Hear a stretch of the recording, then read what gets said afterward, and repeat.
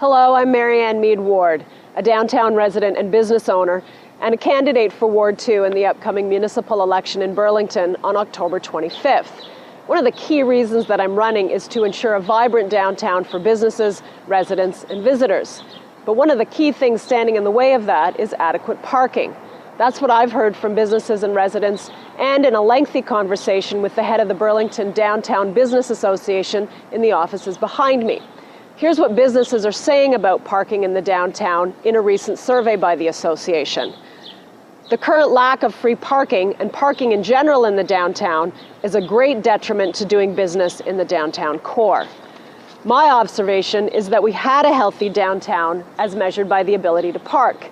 But since the inception of parking meters throughout the downtown, my observation is that parking is half what it was. With the increase in parking fees, parking has again reduced. This must have a direct impact on businesses, and I've seen several close. Some mechanism to draw traffic back to the core without having to worry about having sufficient time and money on your meter is necessary. And finally, I believe we have a major issue reparking in the downtown Burlington, and something needs to be done soon. It surprises me how much it affects people's decision to come downtown. I lose clients over this. One woman that I talked to who owns a hair salon said that one of her clients went over the 2-hour maximum and got an $18 parking ticket. And now she gets her hair done at the mall. Clearly, adequate parking is key to the success of the downtown. But here's the kicker. City Hall doesn't require businesses or new commercial developments to provide adequate parking. There's a defined parking area in the downtown, that's the map on your screen, and the businesses that are within that area don't have to build parking. Instead, they're charged a levy that goes into a parking fund. The rule dates back 40 years, and it might have made sense at the time when the downtown was struggling, and there was free, ample parking and far fewer residents downtown. But the times have changed. Residential and commercial developments are springing up in the downtown. So why are we giving a break on providing enough parking when there's a parking shortage? It's a parking crisis that's been engineered by City Hall, and it's being paid for on the back of small businesses and residents in the downtown. Small businesses pay into a levy to provide enough parking. They also pay property taxes, and they pay again to bring parking for themselves and for their employees. And for residents, well, we're being asked to accept out-of-scale development that is clearly inappropriate to the neighborhood in order to get a small contribution to the parking fund. And this is called a community benefit. Here are just two of many examples in the downtown where we're asked to accept out-of-scale development in exchange for contributions to parking. The Carriage Gate development on Caroline Street, a couple of blocks from here, features an 8-story medical building. That's twice the height allowed. In exchange for providing that extra height, the developer has offered to build an 8-story parking garage. But in order to pay for the parking garage, the developer got approval to build a 17-story condo, and that's 4 times the height for that area. So how much of this parking in the new garage is going to help downtown businesses like the ones here on Brant Street? Well, over half of the parking in the parking garage is actually going to go to the condo. There's only 60 spaces that are set aside for city use. And here's the catch. The city already had a parking lot in that area that had 37 spaces. That was sold to the developer to make way for the project. So we're only getting a net gain of 23 spaces. Now, the extra height on this entire project is worth millions of dollars to the developer. The 23 spaces, well, they're worth about $800,000 if we had to pay for them ourselves. And there's more than enough money in the levy to do that.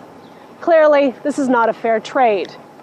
Here's another example of a project where the community isn't getting the best deal. The Molinaro development on Maple Avenue is twice the height and density allowed for that area. In exchange for this extras, the developer made a small contribution to public art and a $250,000 contribution to a parking fund. Now, some of that money is going to build a parking lot across the street. And who's going to park there? Well, in that municipal lot, some of the spaces will be given free to City Hall staff. And that's a sore point with many residents that I talk to. City Hall is giving breaks to developers on parking to encourage the rest of us to use public transit. And then they're giving free parking to their staff. This is not fair. If the city wants to encourage people to use public transit, we've got to lead by example, and that starts with councillors giving up their free parking spaces. In the downtown, we've got a parking shortage, and it shouldn't be made up on the backs of businesses who pay for parking, pay for the business levy, and pay property taxes. And it shouldn't be made up on the backs of residents who are being asked to accept clearly out-of-scale development in our neighborhoods in exchange for small contributions to the parking fund. There is a better way. Here are just some of the things that I do as your councillor to address the parking shortage in the downtown. First, we need to revisit the 1969 bylaw that exempts parking requirements for major new commercial developments downtown. Second, we need to partner with developers and build public parking rather than provide parking exemptions. And we can use money from our parking levy to share costs with developers. Third, we need to end free parking for city councillors and consider doing the same for city staff. We need to extend the on-street parking limit from 2 to 3 hours, which is the standard in other cities, so that visitors don't have to leave activities to move their cars. Finally, we could offer free parking on a trial basis on certain days, particularly during slow periods, to see if that brings more people downtown.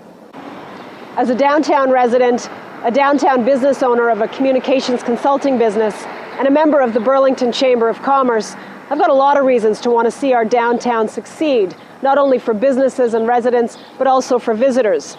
And we know that one of the things that's standing in the way of that is adequate parking. One of my key goals and priorities as your councillor, if elected, is to work with developers and businesses to partner together to address the parking shortage. I'm Marianne Meed Ward in downtown Burlington. I welcome your vote on October 25th to provide a champion on council for downtown businesses.